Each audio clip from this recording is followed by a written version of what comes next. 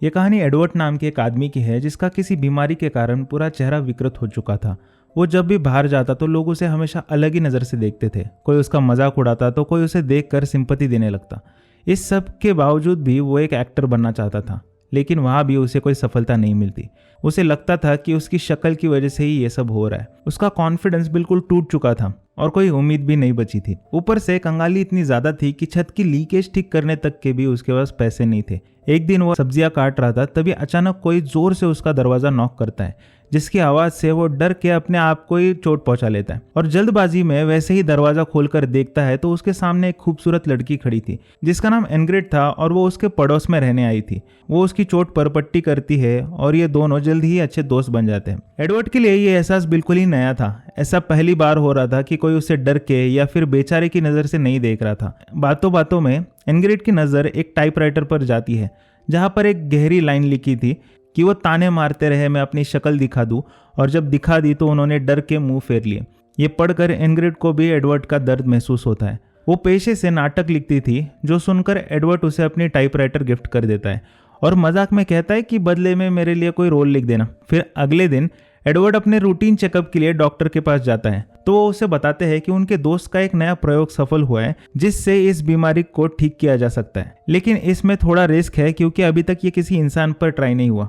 Edward को इस सब पर भरोसा नहीं था। वहां से निकलकर वो घर आता है और इनग्रिड को अपनी एक्टिंग की वीडियो दिखा रहा था।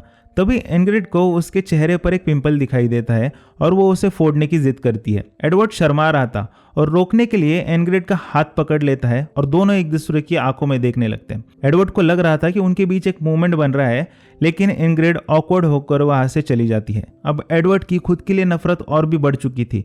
उसे लग रहा था कि उसकी शक्ल की वजह से ही कोई उसके पास नहीं आता।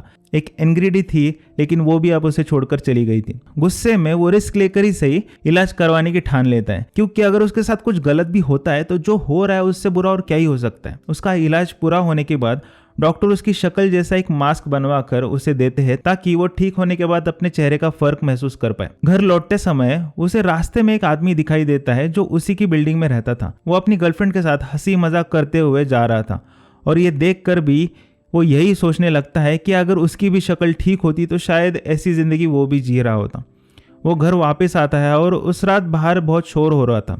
वो बाहर आकर देखता है तो वही आदमी जो उसे रास्ते में दिखा था उसने सुसाइड कर लिया था। ये देखकर एडवर्ड सोच में पड़ जाता है कि ये आदमी तो बिल्कुल नॉर्मल था और उसकी गर्लफ्रेंड भी थी जिसके साथ वो खुश भी लग रहा था, तो इसने क्यों सुसाइड कर लिया।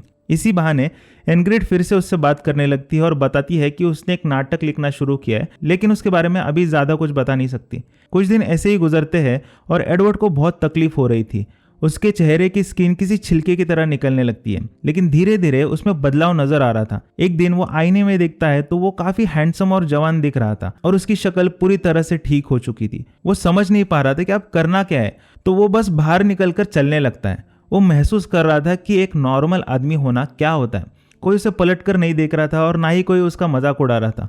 वो एक बार में जाता है तो वहां भी लोग उसके साथ तुरंत घुल मिल जाते हैं और लड़कियां भी उसकी तरफ अट्रैक्ट हो रही थी। एडवर्ड आज़ाद महसूस कर रहा था। अब उसे किसी से भी डरने की ज़रूरत नहीं थी। जब डॉक्टर उससे मिलने आते हैं तो वो एडवर्ड को पहचान ही नहीं पाते। इस बात का फ़ायदा उठाकर वो बताता है कि एडवर्ड ने सुसाइड कर लिया है और वो उसका दोस्त है गाय। मगर दरवाजे के पीछे से इनग्रिड भी ये बात सुन लेती है। दरअसल एडवर्ड खुद से इतनी नफरत करता था कि मौका मिलते ही वो एक नई पहचान बना लेता है। उसके बाद हम सीधा देखते हैं कि एडवर्ड, जो कि अब गाय बन चुका था, उसकी जिंदगी पूरी तरह से बदल चुकी थी। वो एक आलीशान अपार्टमेंट में रहता था और एक रियल एस्टेट कंपनी में काम करके बहुत पैसे कमा रहा था। ऊपर से उसका अपनी कोवर्कर के साथ अफेयर भी चल रहा था। देखने में तो गाय बहुत ही खुश और कॉन्फिडेंट था, लेकिन अंदर से वो अभी भी अकेला महसूस कर रहा था, क्योंकि सिर्फ चेहरा बदलने से इंसान तो नहीं बदल सकता। गाय बनना उसकी ख्वाहिश थी और एडवर्ड उसकी सच्चाई। इस उलझन के बीच एक बार उसे रास्ते में इनग्रिड दिखाई देती है। वो तुरंत उसका पीछा करने लगता है, मानो जैसे उसका अतीत उसे बुला रहा हो। इनग्रिड एक थिएटर के अंदर जाती है जहां उसके नाटक के लिए वो ऑडिशंस ले रही थी। गाय जाकर देखता है तो उस नाटक का नाम एडवर्ड लिखा था। वो ये देखकर खुश होता है कि इनग्रिड ने उसी की जिंदगी पर नाटक लिखा था। वो अंदर ऑडिशन देने जाता है तो इनग्रिड उसे मना कर देती है, क्योंकि उसे एडवर्ड जैसा ही दिखने वाला कोई एक्टर चाहिए था। इसलिए फिर वो डॉक्टर का दिया हुआ मास्क लगाकर वापस आता है और ऑडिशन देकर इनग्रिड को मना लेता है। धीरे धीरे इन दोनों के बीच नजदीकियां बढ़ने लगती है और इस बार गाय सच में खुश था। वो फिर से एक्टिंग कर रहा था और इनग्रिड भी उसे चाहने लगी थी और वो खूबसूरत भी बन चुका था, मानो जैसे वो कोई सपना देख रहा हो। लेकिन यह सपना जल्दी ही टूटने वाला था। एक दिन प्रैक्टिस के दौरान थिएटर में एक आदमी आता है जो लगभग एडवर्ड की तरह ही दिख रहा था। उसे देखकर गाय सुन्न पड़ जाता है, मानो जैसे उसका अतीत उसके सामने खड़ा हो। उस आदमी का नाम ऑसवर्ल्ड था जो वहां नाटक में भाग लेने आया था। उसकी विकृत शक्ल के बावजूद भी वो एडवर्ड से बिल्कुल विपरीत था।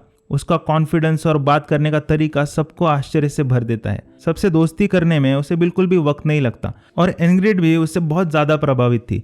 लेकिन गाय से ये सब बर्दाश्त नहीं हो रहा था। वो समझ ही नहीं पा रहा था कि ऐसे रूप में भी लोग ऑसवर्ल्ड को इतना पसंद कैसे कर रहे थे। इनग्रिड को अब गाय पर गुस्सा आने लगा था क्योंकि वो अपने लाइंस भूल रहा था और उसके मेकअप के लिए भी काफी खर्चा हो रहा था। इसलिए वो ऑसवर्ल्ड को ही एडवर्ड का रोल करने के लिए मना लेती है और गाय को बुरा ना लगे इसलिए उसे आखिर के 2 मिनट का रोल देती है।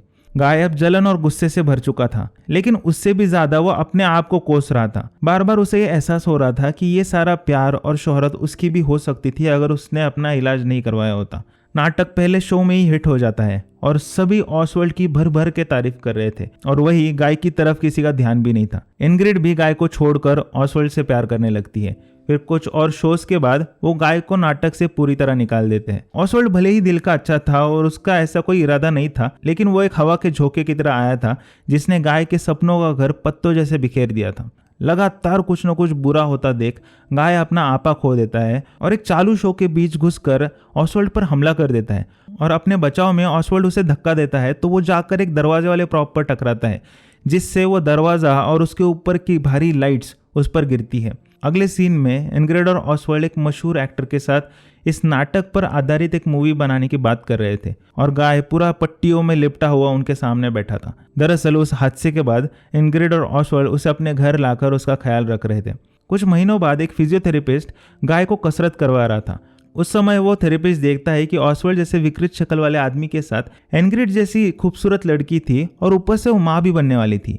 ये देखकर वो उनके पीठ पीछे हंसने लगता है और गाय से कहता है कि ये कोई मजाक तो नहीं, ऐसे बदसूरत आदमी को इतनी अच्छी लड़की कैसे मिल सकती है। गाय का माथा गर्म होने लगता है क्योंकि वो थेरेपिस्ट ऑसवर्ल्ड की बीमारी का मजाक उड़ा रहा था और इसी सोच वाले लोगों के कारण उसने अपनी पूरी जिंदगी घुट घुट कर गुजारी थी। गाय से यह बर्दाश्त नहीं होता और वो एक चाकू उठाकर उस थेरेपिस्ट को मार देता है और उसे वही बेहोश करता है। फिर उसे जेल होती है और जब वो छूटकर वापस आता है तो उसमें काफी बदलाव नजर आ रहा था। वो समझ चुका था कि उसकी जिंदगी का प्रॉब्लम ऑसवर्ल्ड नहीं बल्कि वो खुद था। अपनी पूरी जिंदगी वो बस खुद से नफरत और हमेशा खुद को दूसरों से तोलता रहा। लोग उसके बारे में क्या सोच रहे हैं उससे ज्यादा वो खुद अपने बारे में क्या सोचता है ये ऑसवर्ल्ड को देखकर उसे समझ आता है। क्योंकि मजाक तो लोगों ने ऑसवर्ल्ड का भी उड़ाया था, लेकिन वो जल्दी ही ये बात समझ जाता है कि अगर उसकी शक्ल नॉर्मल होती तो यही लोग किसी और का मजाक बना देते और जब वो अपनी असलियत अपनाकर ढीठ बन जाता है तो लोग भी उसे अपनाकर उससे प्रेरणा लेने लगते हैं। देखा जाए तो हम सब में भी कहीं ना कहीं एक एडवर्ड छिपा है जो अपने रूप, रंग, हाइट, गरीबी जैसे चीजों को लेकर इनसिक्योर रहता है,